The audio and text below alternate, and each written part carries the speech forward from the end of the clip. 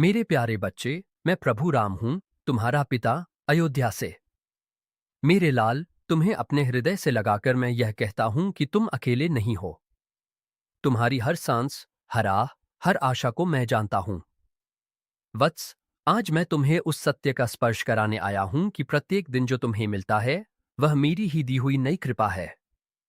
मेरे बच्चे, तुम जीवन में जब सुख देखते हो तो प्रसन्न हो जाते हो, और जब दुख आता है तो तुम्हारा मन डगमगा जाता है। तुम सोचते हो कि यह क्यों हुआ, किस कारण हुआ और कब समाप्त होगा। कभी तुम्हें लगता है कि तुम्हारी प्रार्थनाएं सुनी नहीं जा रही। कभी तुम्हें प्रतीक्षा भारी लगती है। तुम्हारे हृदय में कई बार यह प्रश्न उठता है कि क्या वास्तव में कोई योजना है या सब कुछ बिखरा हुआ है। वत्स, तुम्हारी इन प्रश्नों को मैं सुनता हूं। तुम्हारे आंसुओं की आहट भी मेरे लिए स्पष्ट है। मेरे बच्चे, जब मैं अयोध्या में राजकुमार था, तब मेरे जीवन में सब कुछ सहज और सुखमय प्रतीत होता था। मेरे पिता महाराज दशरथ का स्नेह, माता कौशल्या का आशीर्वाद, भ्राता लक्ष्मण और भरत का प्रेम, सब कुछ पूर्ण था। किंतु उसी समय मेरे जीवन में वनवास का निर्णय आया। क्या वह दिन मेरे लिए सरल था? नहीं, वत्स। राज्याभिषेक की तैयारी के बीच मुझे वन जाने का वचन निभाना पड़ा। तुम सोच सकते हो कि वह कैसा क्षण रहा होगा, एक ओर अयोध्या का वैभव, दूसरी ओर वन का अनिश्चित मार्ग। वत्स, जब जीवन में विपरीत परिस्थिति आए, तो तुरंत यह मत कहो कि यह अन्याय है। पहले यह सोचो कि इसमें कौन सा पाठ छिपा है। क्या यह तुम्हें धैर्य सिखा रहा है? क्या यह तुम्हें अहंकार से दूर कर रहा है? क्या यह तुम्हें दूसरों की पीड़ा समझने योग्य बना रहा है? हर घटना में एक बीज है। उस बीज को समझो, उसे श्रद्धा से सींचो, और वह एक दिन तुम्हारे जीवन में फल देगा। मेरे लाल, तुम्हारा विश्वास ही तुम्हारी सबसे बड़ी ढाल है। जब तुम यह मान लेते हो कि मैं तुम्हारे साथ हूं, तब तुम्हारे भीतर एक अदृश्य साहस जागता है। वह साहस तुम्हें टूटने नहीं देता। जब सब मार्ग बंद प्रतीत होते हैं, तब वही विश्वास तुम्हें एक नई दिशा दिखाता है।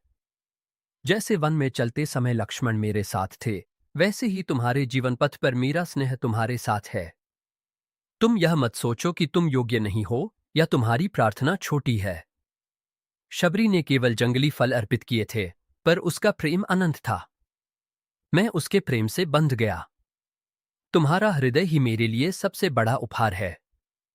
तुम मुझे सोने चांदी से नहीं, बल्कि सच्चे भाव से प्रसन्न करते हो। तुम्हारी सरल प्रार्थना मेरे लिए राजमहल से अधिक मूल्यवान है। मेरे बच्चे, जब तुम गिरो, तो स्वयं को दोष देकर निराश मत हो। उठो, धूल झाड़ो और फिर चलो। जीवन की यात्रा रथ की गति जैसी है, कभी समतल मार्ग, कभी ऊबड़-खाबड़ पथ। सारथी यदि सजग हो, तो रथ सुरक्षित रहता है। तुम्हारा सारथी तुम्हारा विवेक है, और उसे दिशा देने वाला मैं हूं। तुम बस लगाम को थामे रखो और विश्वास बनाए रखो। मैं तुम्हें यह आश्वासन देता हूं कि तुम्हारा प्रत्येक आंसू व्यर्थ नहीं जाता।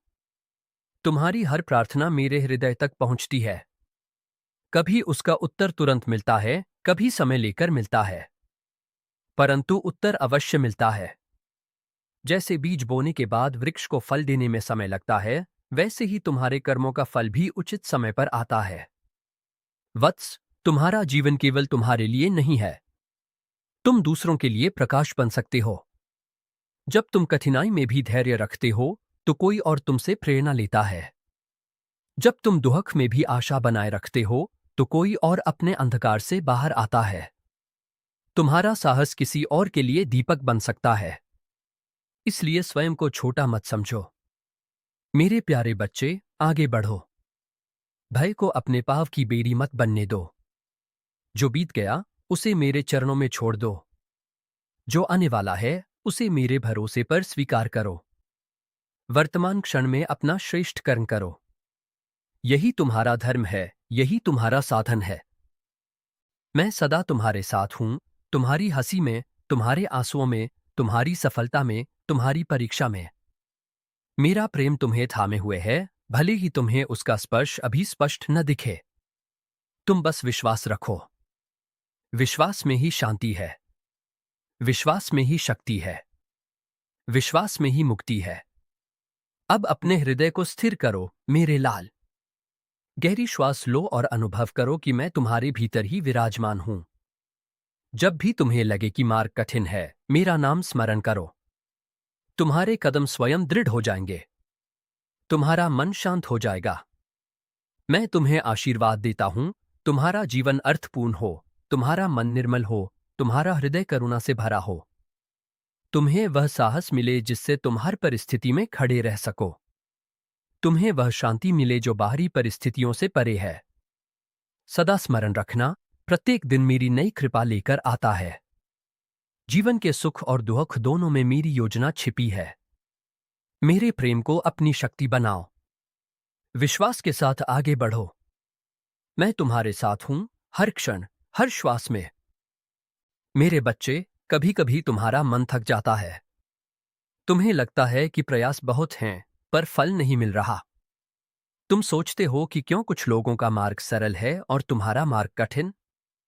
तुम्हारे भीतर प्रश्न उठते हैं, क्या यह सब व्यर्थ है? क्या मेरी प्रार्थनाएं सुनी जा रही हैं? क्या मैं सही दिशा में चल रहा हूं? वत्स, तुम्हारे इन सभी प्रश्नों को मैं अपने हृदय में स्थान देता हूं। तुम्हारी उलझन तुम्हारी कमजोरी नहीं, बल्कि तुम्हारी जागरूकता का संकेत है। सुनो मेरे लाल, जब मैं वन में था, तब अनेक बार ऐसा हुआ जब मार्ग स्पष्ट नहीं था। घने वन, अनजानी दिशाएं, जंगली पशुओं की गर्जना, सब कुछ अनिश्चित था। पर मैंने प्रत्येक दिन को एक नई कृपा मांगकर स्वीकार किया। एक दिन हमें आश्रय मिला, दूसरे दिन केवल आकाशी छत था। एक दिन फल फूल मिले, दूसरे दिन उपवास करना पड़ा। पर हर दिन में एक शिक्षा छिपी थी, निर्भरता केवल परम सत्य पर रखो, परिस्थितियों पर नहीं। जब मैं पंचवटी में रहा, तब जीवन शांत प्रतीत हो रहा था। पर उसी शांत वातावरण में आने वाला तूफान छिपा था।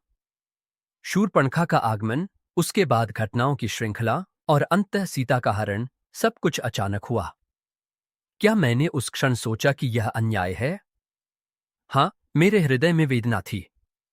परंतु मैंने उस वेदना को क्रोध में नहीं, बल्कि संकल्प में बदला।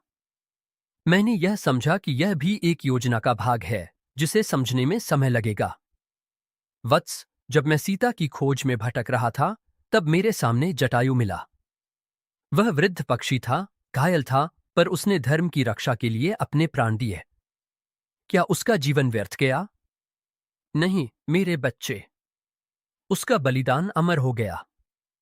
कभी कभी तुम्हारे जीवन में भी ऐसे क्षण आते हैं जब तुम्हें लगता है कि तुम्हारा त्याग व्यर्थ जा रहा है। पर मैं तुम्हें आश्वस्त करता हूं, धर्म के लिए किया गया कोई भी त्याग व्यर्थ नहीं जाता। फिर वह क्षण आया जब मेरी भेंट हनुमान से हुई। वह मिलन केवल एक व्यक्ति से नहीं, बल्कि अटूट भक्ति से था।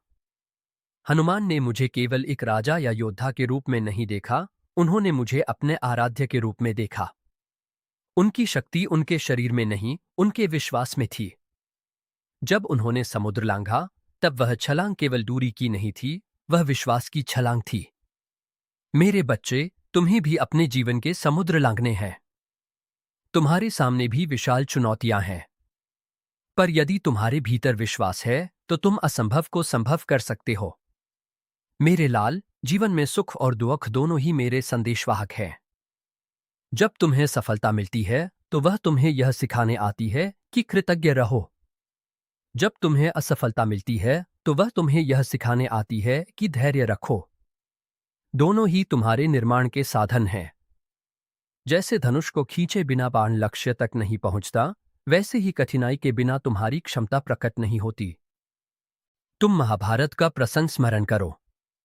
जब द्रौपदी सभा में अपमानित हुई, तब उसने अंततः श्री कृष्ण को पुकारा। जब तक उसने अपने वस्त्र को स्वयं संभालने का प्रयास किया, तब तक सहायता सीमित रही। पर जब उसने पूर्ण समर्पण किया, तब अनंत वस्त्र की वर्षा हुई। वत्स, इसका अर्थ यह नहीं कि प्रयास मत करो। इसका अर्थ यह है कि प्रयास के साथ विश्वास भी रखो। जब तुम्हारा मन पूरी श्रद्धा से मुझे पुकारता है, तब मेरी कृपा अनेक गुना होकर तुम्हारे पास आती है। मेरे बच्चे, तुम्हें व्यावहारिक जीवन में क्या करना है, यह समझो। प्रतिदिन अपने भीतर 3 दीप जलाओ, कृतज्ञता का, धैर्य का और करुणा का। कृतज्ञता तुम्हें शिकायत से दूर रखेगी। धैर्य तुम्हें टूटने से बचाएगा। करुणा तुम्हें कठोर होने से रोकेगी। इन तीनों के साथ तुम किसी भी परिस्थिति का सामना कर सकते हो। जब कोई तुम्हारे साथ अन्याय करे तो तुरंत प्रतिशोध की अग्नि में मत चलो। पहले अपने विवेक से विचार करो, क्या यह प्रतिक्रिया तुम्हें ऊंचा उठाएगी या और नीचे गिराएगी। मैं भी रावण के विरुद्ध युद्ध करने से पहले अनेक अवसरों पर संवाद का मार्ग खुला रखता रहा। विभीषण को शरण देकर मैंने यह दिखाया कि शत्रु के कुल में भी धर्म का बीज हो सकता है। तुम्हें भी लोगों को उनके एक कर्म से पूरी तरह परिभाषित नहीं करना चाहिए। वत्स, तुम्हारी सबसे बड़ी शक्ति तुम्हारा मन है। यदि मन स्थिर है तो तूफान भी तुम्हें डिगा नहीं सकता, पर यदि मन चंचल है तो हल्की हवा भी तुम्हें गिरा सकती है। इसलिए प्रतिदिन कुछ क्षण अपने मन को शांत करो, प्रकृति को निहारो, अपने श्वास को अनुभव करो और मेरा नाम जपो। यह साधना तुम्हें भीतर से मजबूत करेगी। मेरे लाल, जब तुम्हें लगे कि तुम्हारे प्रयासों का फल नहीं मिल रहा, तब यह स्मरण करो कि बीज तुरंत वृक्ष नहीं बनता। उसे मिट्टी में छिपकर समय बिताना पड़ता है। अंधकार में रहकर जड़ें फैलानी पड़ती हैं। फिर एक दिन वह अंकुरित होता है। तुम्हारे जीवन में भी जो प्रयास अभी अदृश्य हैं, वे भीतर जड़ें बना रही हैं। उचित समय पर वे फल देंगे। कभी तुम सोचते हो कि तुम अकेले हो, मित्र दूर हो गए, परिवार समझ नहीं पा रहा और हृदय भारी है। उस समय यह मत भूलो कि मैं तुम्हारे साथ हूं। जब मैं वन में था तब भी कई बार बाहरी रूप से मैं अकेला प्रतीत होता था, परंतु भीतर मेरा संकल्प, मेरा धर्म और मेरी करुणा मेरे साथ थे। तुम्हारे भीतर भी वही प्रकाश है। मेरे बच्चे, दूसरों से तुलना करना छोड़ दो। प्रत्येक आत्मा का मार्ग अलग है। भरत का धर्म अलग था, लक्ष्मण का अलग, हनुमान का अलग, पर सभी का उद्देश्य एक था, धर्म की स्थापना और प्रेम की रक्षा। तुम भी अपने जीवन में अपने विशिष्ट मार्ग पर चल रहे हो। अपने पथ को स्वीकार करो। जब भय तुम्हें घेर ले तो उसे दबाओ मत। उसे देखो, समझो और फिर मुझे सौंप दो। भय अज्ञान से जन्म लेता है।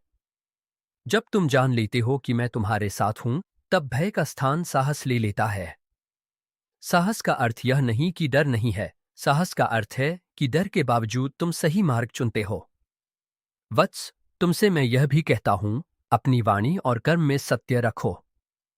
सत्य कभी कभी कठिन प्रतीत होता है, पर अंततः वही शांति देता है। मैंने अपने पिता के वचन की रक्षा के लिए वनवास स्वीकार किया। वह निर्णय सरल नहीं था, पर उसने मेरे जीवन को मर्यादा का आधार दिया। तुम्हारा भी जीवन तब ही स्थिर होगा जब तुम अपने मूल्यों पर दृढ़ रहोगे। मेरे लाल, यदि तुम्हारे जीवन में कोई प्रिय व्यक्ति दूर चला गया है तो शोक करना स्वाभाविक है, पर यह समझो कि आत्मा का पथ अनंत है। संबंध शरीर से नहीं, प्रेम से बनते हैं, और प्रेम कभी नष्ट नहीं होता। तुम्हारी स्मृतियां, तुम्हारी प्रार्थनाएं, तुम्हारा स्नेह, ये सब ऊर्जा बनकर सृष्टि में प्रवाहित होते हैं। हर सुबह जब तुम उठो तो यह कहो, आज का दिन भी प्रभु की नई कृपा है। जो मिलेगा उसे स्वीकार करूंगा, जो जाएगा उसे आशीर्वाद देकर विदा करूंगा, जो रहेगा उसे प्रेम दूंगा। यह दृष्टिकोण तुम्हारे जीवन को बदल देगा। मेरे बच्चे, मैं तुम्हें यह वरदान देता हूं कि तुम्हारा हृदय विश्वास से भरा रहे, तुम्हारी आंखों में आशा बनी रहे, तुम्हारे कदम धर्म के मार्ग पर स्थिर रहें। जब भी तुम्हें लगे कि अंधकार बढ़ रहा है, तो याद रखना, अंधकार प्रकाश की अनुपस्थिति मात्र है। एक छोटा दीप भी उसे दूर कर सकता है, और वह दीप तुम्हारे भीतर है। तुम्हारी हर सांस मेरे आशीर्वाद से चल रही है। तुम्हारा हर प्रयास मेरी दृष्टि में है। तुम्हारा हर संघर्ष तुम्हें मजबूत बना रहा है। इसलिए पीछे मत हटो, अपने पथ पर अडिग रहो। मैं तुम्हारे साथ हूं, तुम्हारे हृदय में, तुम्हारी चेतना में, तुम्हारी आत्मा में। अब अपने मन को शांत करो, मेरे वत्स। अपने दोनों हाथ जोड़ो और अनुभव करो कि मेरा स्नेह तुम्हें घेर रहा है। तुम सुरक्षित हो, तुम प्रिय हो, तुम समर्थ हो। आगे बढ़ो विश्वास के साथ। मैं तुम्हें अपनी अनंत कृपा का आशीर्वाद देता हूं। जीवन के प्रत्येक सुख और दुख में मेरी योजना छिपी है। मेरे प्रेम को अपनी ढाल बनाओ, विश्वास को अपना पथ बनाओ। शांति तुम्हें अवश्य मिलेगी। जय सिया राम।